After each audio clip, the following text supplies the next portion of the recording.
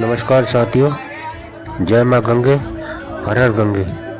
आज हमारी यह यात्रा प्रयागराज के उस महाविशाल कुंभ के महोत्सव के दौरान होने वाले संगम स्थल पर स्नान करने की है।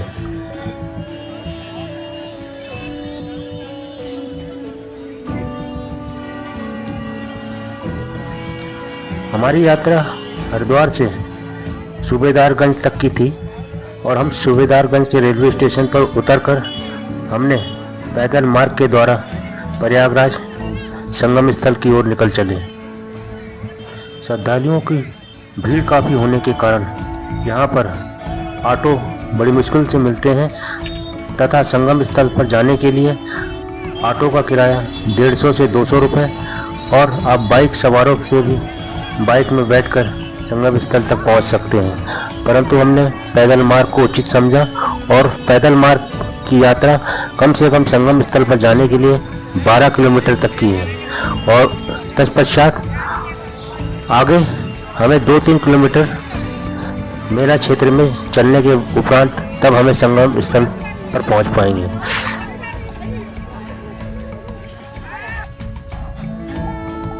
उत्तर प्रदेश के प्रयागराज में संगम तट पर दुनिया का सबसे बड़ा धार्मिक मेला महाकुंभ चल रहा है। गंगा, यमुना और सरस्वती के इस पवित्र संगम स्थल पर स्नान करने के लिए यहाँ पर करोड़ों श्रद्धालु पहुँच रहे हैं।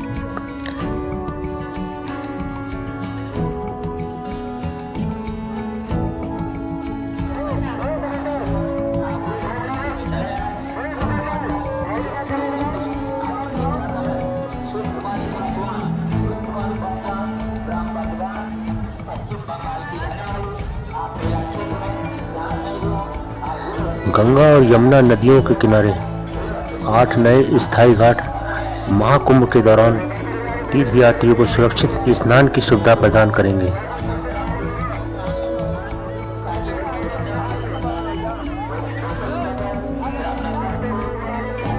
महाकुंभ का आयोजन 4000 हेक्टेयर जमीन पर हो रहा है। इतनी जमीन पर इस वक्त करीब 10 करोड़ लोग मौजूद हैं।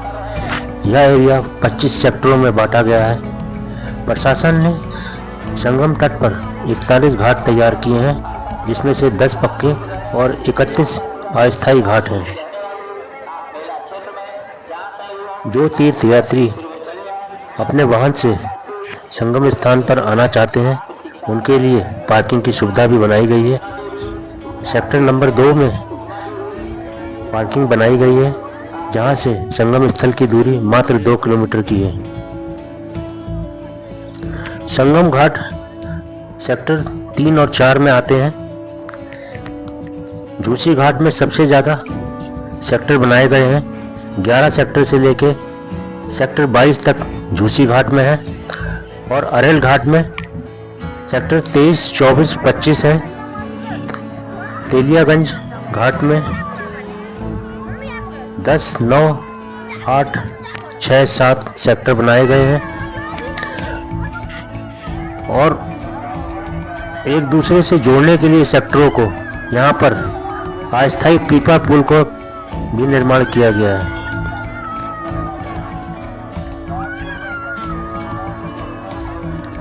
लगभग 60 करोड़ श्रद्धालु इस पवित्र तट पर स्नान करके दर्शन का लाभ प्राप्त कर चुके हैं। महाकुंभ मेला एक प्रमुख हिंदुओं का त्यौहार है जो प्रत्येक 12 वर्षों में 4 स्थानों पर आयोजित किया जाता है: प्रयागराज, हरिद्वार, नासिक और उज्जैन। इस दौरान लाखों श्रद्धालु पवित्र नदियों में स्नान करने के लिए एकत्र होते हैं और आध्यात्मिक शुद्धि की कामना करते हैं। प्रयागराज में 2025 का महाकुंभ मेला 13 जनवरी से 26 फरवरी तक आयोजित किया जाएगा। इस दौरान तीर्थयात्री अनुष्ठानों में भाग लेते हैं और त्रिवेणी संगम में पवित्र स्नान करते हैं, जो गंगा, यमुना और पौराणिक सरस्वती नदियों का संगम है। इस उत्सव में लगभग 400 मिलियन श्रद्धालुओं के आने की उम्मीद है। आवास के लिए विभिन्न सेवा प्रदान की गई है, जिसमें टेंट बुकिंग उपलब्ध है।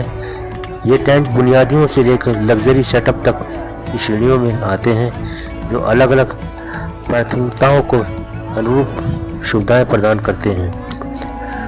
उच्च मांग के कारण पहले से बुकिंग करना उचित रहता है। उत्तर प्रदेश सरकार ने शरणार्थियों के लिए नेविगेशन और महत्वपूर्ण स्थानों, घाटों और मंदिरों, अन्य प्रमुख धार्मिक स्थलों के बारे में जानकारी देने में सहायता प्रदान करने के लिए महाकुंभ मेला 2025 ऐप को भी लॉन्च किया गया है। महाकुंभ मेला 2025 अपनी आदित्य खगोलीय संरक्षण और ऐतिहासिक महत्व के कारण सभी कुंभ मेलों में शुभ माना जाता है।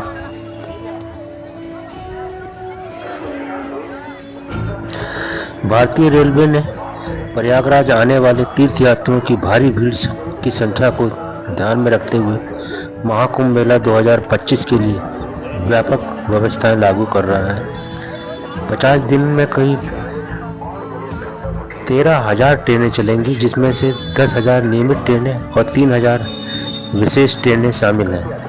खास बात यह है कि 700 किलोमीटर लंबी दूरी की मेला स्पेशल ट्रेनें और 1800 छोटी दूरी की ट्रेनें उपलब्ध की जाएंगी। विशेष सेवाओं में बेंगलुरु की तरफ से कुंभ मेला एक्सप्रेस शामिल होगी। 8 जनवरी 2025 को से 10 जनवरी 2025 तक प्रयागराज में चलेंगी। कुंभ मेले से जुड़ी पौराणिक कहानियों को बताने के लिए वर्चुअल रियलिटी, होलोग्राम जैसी तकनीकों का प्रयोग करते हुए 60,000 वर्ग फुट का डिजिटल महाकुंभ अनुभव केंद्र खोला गया है। 360 डिग्री वर्चुअल रियलिटी स्टॉल के माध्यम से उपस्थित लोग पेशवाई जुलूस और गंगा आरती जैसी महत्वपूर्ण घटनाओं का आनंद ले सकते हैं। 2000 ड्रोनों वाला एक शानदार शो रात्रि आकाश को रोशन कर देगा, पौराणिक कथाओं का वर्णन करेगा, प्रयागराज के आध्यात्मिक महत्व पर भी प्रकाश डालेगा। पूरे मेले में 4 प्रकार के QR कोड लगाए गए हैं। ये कोड आपातकालीन सहायता, स्थान साझाकरण और अन्य सहायक सेवाएं प्रदान करते हैं, ताकि यह सुनिश्चित किया जा सके कि आगंतुक सुरक्षित रूप से नेविगेट कर सके। मेला क्षेत्र में खोया पाया सेवाएं, डिजिटल पंजीकरण, सोशल मीडिया अपडेट के माध्यम से खोए हुए तीर्थयात्रियों को उनके परिवारों से मिलाने के लिए उच्च तकनीक वाले खोया पाया पंजीकरण केंद्र स्थापित किए गए हैं। इनके अतिरिक्त समर्पित टीम इन सेवाओं का भी प्रबंध कर रही है।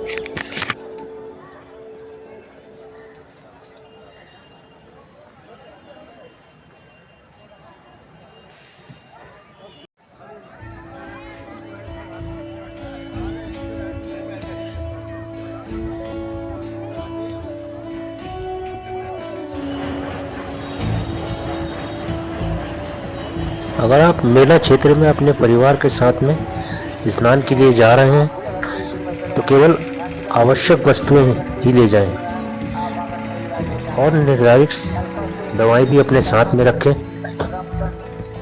अस्पतालों और आपातकालीन सेवाओं जैसी सुविधाओं से परिचित रहें और आपातकालीन संपर्क नंबर अपने पास रखें। केवल अधिकृत घाटों पर ही स्नान करें और उपलब्ध शौचालयों का ही प्रयोग करें। मेला क्षेत्र में स्वच्छता बनाए रखें। कचरे के निपटान के लिए कूड़ेदान का उपयोग करें। सार्वजनिक घोषणाओं के माध्यम से बताए गए नियमों का पालन करें। आयोजकों के साथ सहयोग करें। अपने सामान का ध्यान रखें अपने सामान पर नजर रखें। यदि आवश्यक हो तो खोया पाया केंद्र का मदद लें। महंगे और कीमती आभूषणों को ले जाने से बचें। अनाधिक विक्रेताओं के भोजन न खरीदें और शांत रहें। दूसरों के साथ झगड़ा ना करें और झगड़ा भड़काने से भी बचें। निर्धारित स्नान क्षेत्रों से आगे ना जाएं और साबुन या प्रसाद से नदियों को प्रदूषित ना करें। यदि अस्वस्थ हों, बीमारियों को फैलाने से रोकने के लिए भीड़ भाड़ वाले स्थानों से बचें। प्लास्टिक बैग और प्लास्टिक से बने सामानों का उपयोग करने से बचें, क्योंकि ये सब चीज़ें मेरा क्षेत्र में प्रतिबंधित है। आप हेलीकॉप्टर यात्रा के दौरान भी संपूर्ण मेरा परिसर के दर्शन कर सकते हैं। महाकुंभ के आयोजन के लिए विशाल इंतजाम यहाँ प्रशासन द्वारा किए गए हैं। लगभग 1.5 लाख टेंट, 3,000 रसोई और 1.5 लाख शौचालयों का भी निर्माण किया गया है। 100 से अधिक पार्किंग स्थल बनाए गए हैं और सुरक्षा व्यवस्था के लिए लगभग 40,000 से अधिक सुरक्षाकर्मी, पुलिस बल, BSF, CRPF आदि लगाए गए हैं, ताकि विशाल भीड़ को सुरक्षित रूप से प्रबंधित किया जा सके और निरंतर में किसी प्रकार की असुविधा न हो।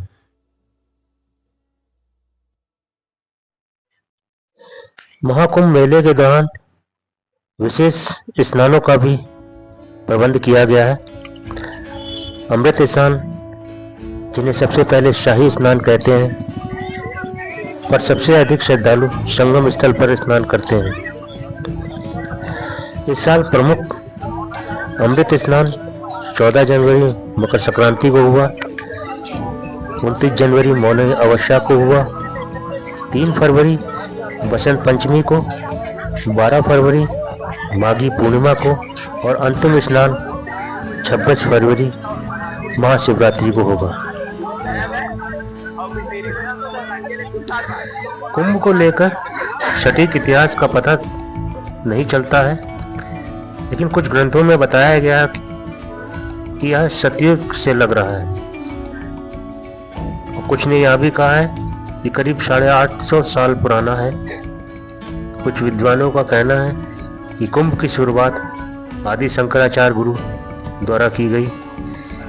विद्वानों का मत है कि गुप्त काल में कुंभ की शुरुआत की गई, जिसके बाद शंकराचार्य व उनके शिष्यों द्वारा सन्यासी अखाड़ों के लिए संगम तट पर स्नान की व्यवस्था की गई।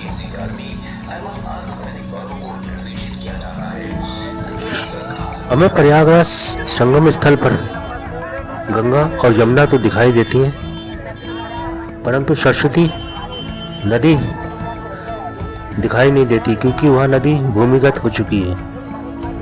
भगवान गणेश ने उन्हें भूमिगत होने का श्राप दिया, जिस कारण हिमालय की कंदराओं से निकलती हुई सरस्वती नदी माणा गांव की ही सीमा की धरती पर लुप्त होती दिखाई देती है। उस समय ऋषि ने नदी को धीरे बहने का अनुरोध किया था, ताकि वह अपना पूजा पाठ का कार्यक्रम ठीक से कर सके। नदी शक्तिशाली होने के कारण नहीं मानी और अपनी तीव्र प्रवाह में बहती रही। नदी के इस व्यवहार से क्रोधित होकर भगवान गणेश ने नदी को श्राप दिया कि वह एक दिन विलुप्त हो जाएगी।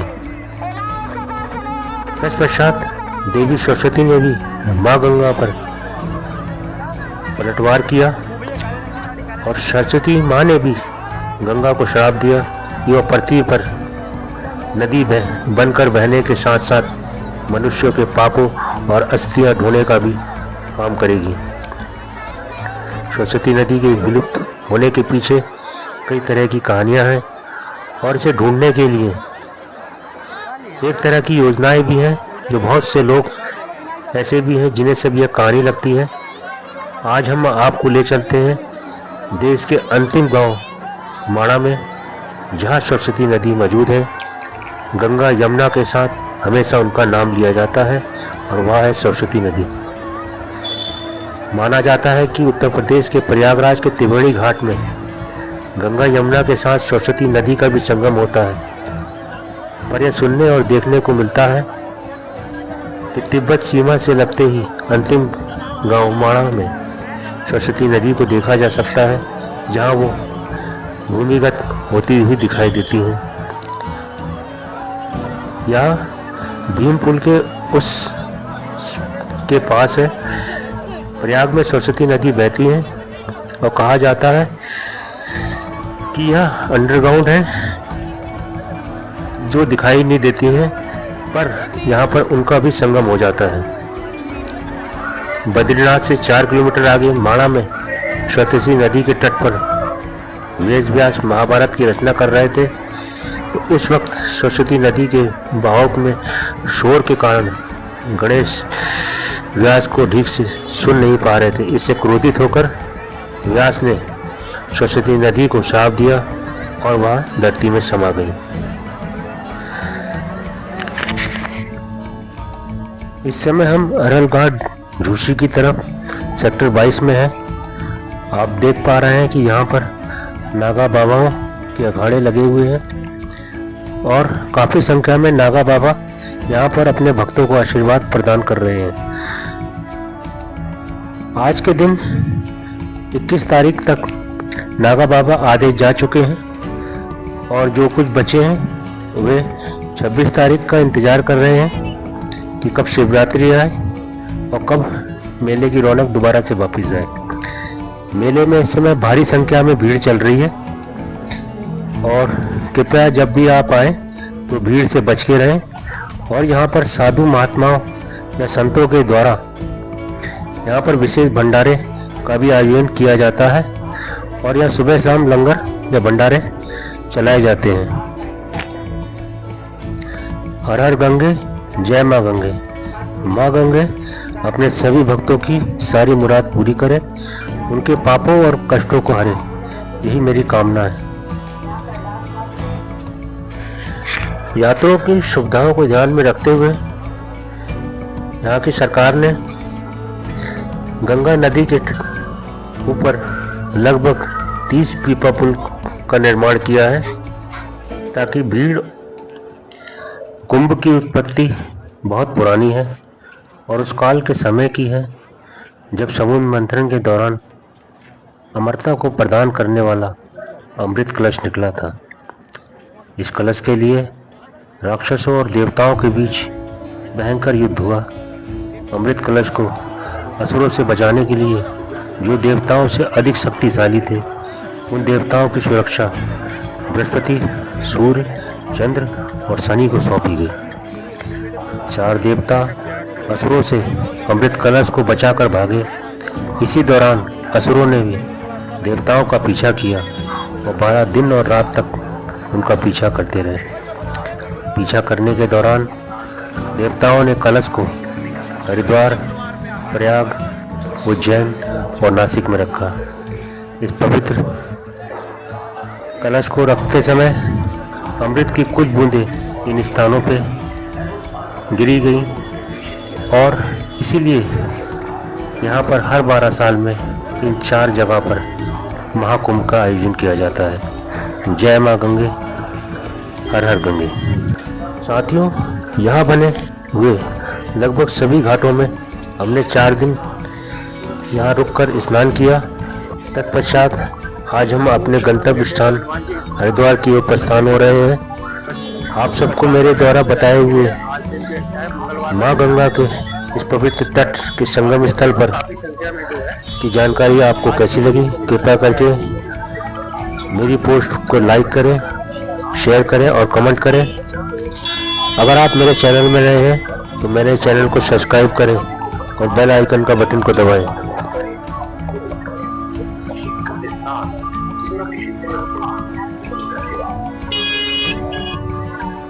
कहाँ पर है? हाँ।